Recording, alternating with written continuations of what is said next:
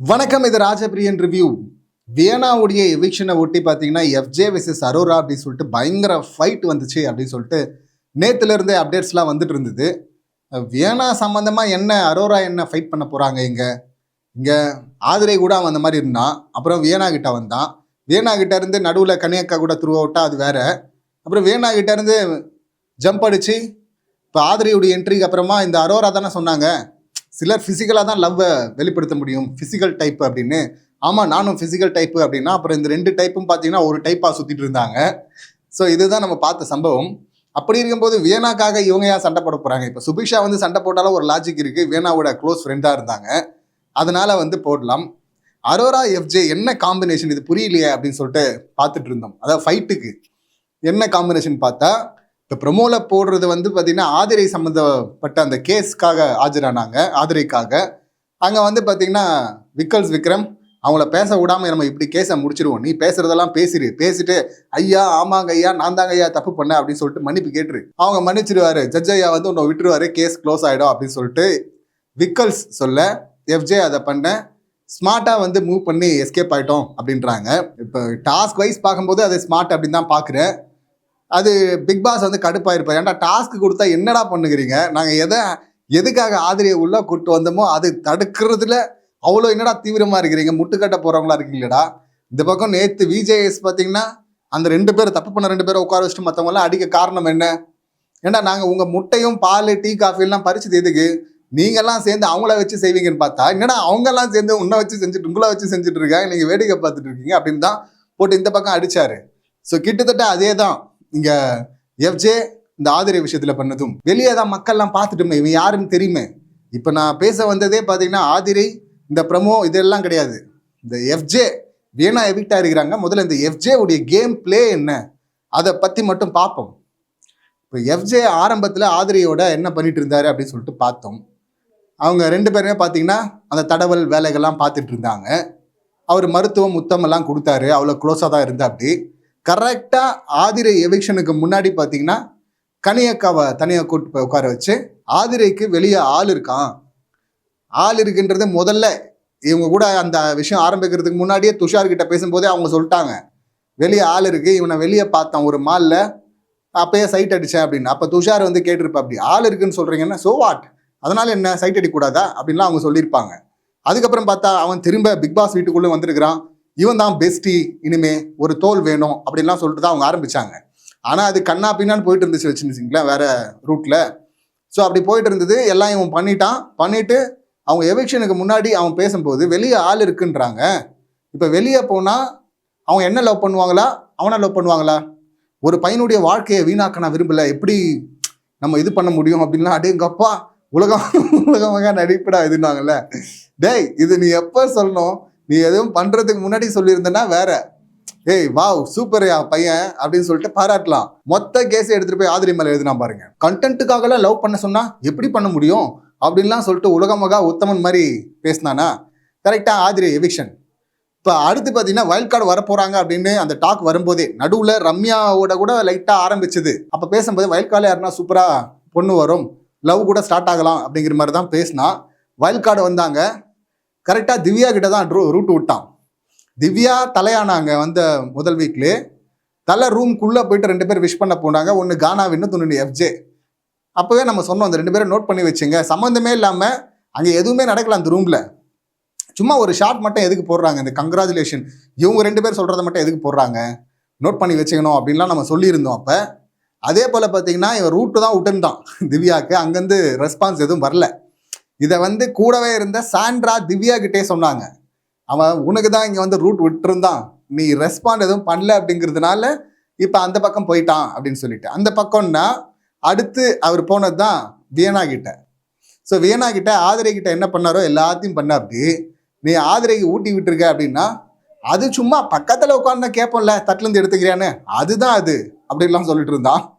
எதுவுமே பண்ணலையா நீ பண்ணதெல்லாம் உலகமே பார்த்துச்சுடா அப்படின்னு சொல்லிட்டு வியனாவே சொல்லும் போதும் இவர் வந்து நீ வேணா வெளியே போய் பாரு, அப்படியெல்லாம் நடக்கவே இல்லை, அப்படி ஒன்று வரவே இல்லை அப்படின்லாம் வந்து சொல்லிட்டு இருந்தான். சரி வேணா கூட இப்படி போயிட்டே இருக்கிறான்னு பார்த்தா திடீர்னு ஆதிரியை உள்ள என்டர் பண்ணுறாங்க.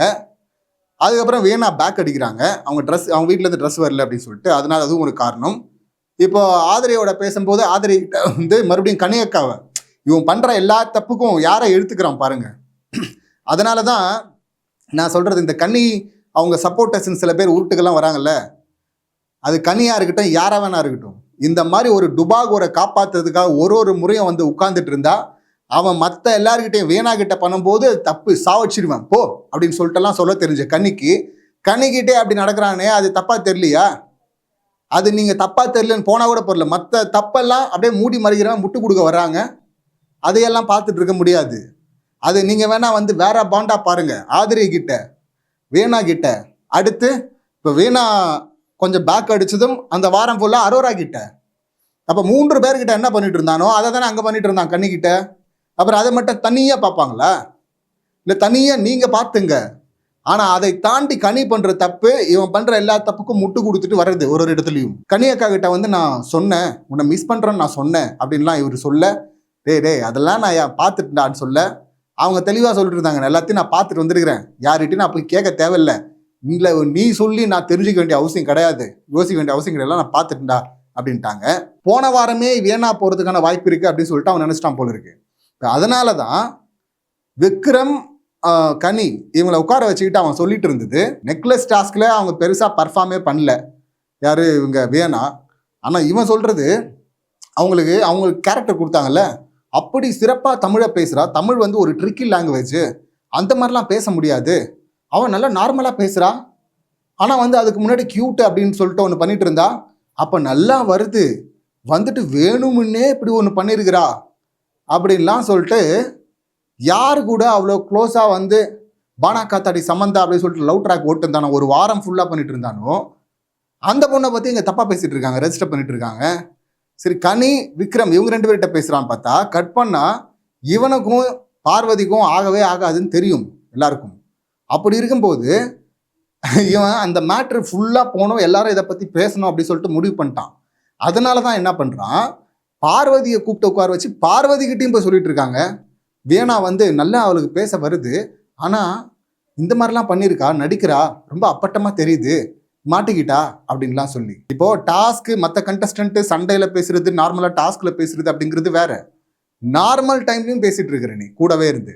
அப்படி பார்க்கும்போது சுபிக்ஷா நார்மலா ஃப்ரெண்டு ஜோன்ல கூட இருந்தாங்க, வேணா கூட, அவங்களுக்கு தான் அதிகமா தெரியும் மற்ற கண்டஸ்டன்ட்டை விட வேணா பத்தி.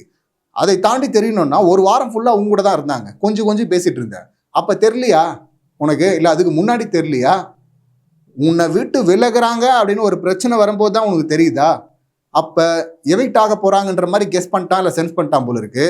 டக்குன்னு பார்த்தீங்கன்னா வந்து போன வாரமே ஆரம்பிச்சிட்டான், இந்த மாதிரி வேற இடத்துல உட்காந்து வேணா வந்து நடிக்கிறா, வேணா வந்து இது மாதிரி மாஸ்க் தேவையில்லாம ஒன்று பண்ணிட்டு இருக்கா, இது தப்பு அப்படின்லாம் சொல்லிட்டு. இதுல கனியக்கா இன்னும் மிச்சம் இருக்கிறாங்க அந்த கேங்ல.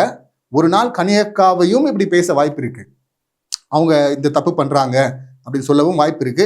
அது நடக்கட்டும், நடக்காம போட்டோம், அதுக்கும் சான்சஸ் இருக்கு அப்படின்னு தான் சொல்றேன். இதுவரை அப்படிதான் பண்ணிருக்கிறான். இப்போ இவன் என்ன பிளே பண்ணிட்டு இருக்கானோ, ஆதிரையிலிருந்து வீணால இருந்து என்ன பிளே பண்ணிட்டு வந்தானோ அதே பிளேவா தான் அரோரா ஆல்ரெடி அங்க பண்ணிருக்கிறாங்க. கம்ருதீன் பார்வதி அந்த பக்கம் இருந்தாங்க, கம்ருதீன் துஷார் அப்புறம் இங்க இல்ல வினோத் இல்ல, ஸோ அந்த கேங்ல இருந்தாங்க, அங்க இருப்பாங்க, அவுட் ஆவாங்க. கிட்டத்தட்ட இவன் என்ன பிளே பண்ணுவானோ கூடவே இருந்து டிராவல் ஆகிட்டு அதுக்கப்புறம் போட்டு உடைப்பாங்களா ஒரு முக்கியமான விஷயத்த, அந்த பிளேவை அரோராவும் பண்றாங்க. அதாவது விக்ரம் படத்துல பாத்தீங்கன்னா ஒரு சூப்பர் டயலாக் ஒன்று இருக்கும், ஒரு மாஸ்க் போட்ட ஒருத்தனுடைய முகத்திரையை கிழிக்கணும் அப்படின்னா இன்னொரு மாஸ்க் போட்ட ஒருத்தனால தான் முடியும் அப்படின்லாம் சொல்லியிருப்பாங்கல்ல. ஸோ அந்த வகையில பார்க்கும்போது பிளே வைஸ் பார்க்கும்போது கூடவே டிராவல் ஆகுறது கொஞ்சி, அதாவது கூடவே டிராவல் ஆகுறது அப்படின்னா கேம்காக நார்மலா அப்படி கிடையாது, வேற ஒரு உறவு அப்படின்னு சொல்லிட்டு அந்த உறவுன்னு அடிப்படையில் கேமை தவிர்த்துட்டு ஃப்ரீயா பேசு அப்படிங்கிற அந்த ஜோனை கிரியேட் பண்றது, அந்த ஜோனுக்குள்ள பேசுறதெல்லாம் அப்சர்வ் பண்ணி ஸ்டோர் பண்ணி வச்சிருது, தேவைப்படும் போது எதிர்பாராத டைம்ல கூட பழகும் கண்டஸ்டன்ட் விட்ட வார்த்தையை போட்டு ஷார்ப்பா அடிக்கிறது, அது அரோராவும் பண்றாங்க. இந்த பக்கம் எஃப்ஜே அதை பண்ணியிருக்கிறான். ஸோ இப்போ எஃப்ஜே வெர்சஸ் அரோரா இவங்க 2 பேருமே கூட பழகிருக்கிறாங்க. இப்போதான் பிரச்சனை ஆரம்பிச்சிருக்கு, அரிய தகவல்கள்லாம் வெளியே வரத்துக்கு வாய்ப்பு இருக்கு அப்படின்னு தான் பார்க்கணும். ஆதிரியால முடியாததை, வேணாவால முடியாததை, இல்லை இவங்க 2 பேரும் கோட்டை விட்டதை இந்த பக்கம் அரோரா சிறப்பா முடிச்சிருவாங்க எஃப்ஜே அப்படின்னு தான் நினைக்கிறேன். இந்த சம்பவங்களை நீங்க எப்படி பாக்குறீங்க, உங்க கருத்துக்கள் என்ன அப்படிங்கறத கமெண்ட் பண்ணுங்க. மீண்டும் அடுத்த வீடியோல சந்திக்கலாம். நன்றி, வணக்கம்.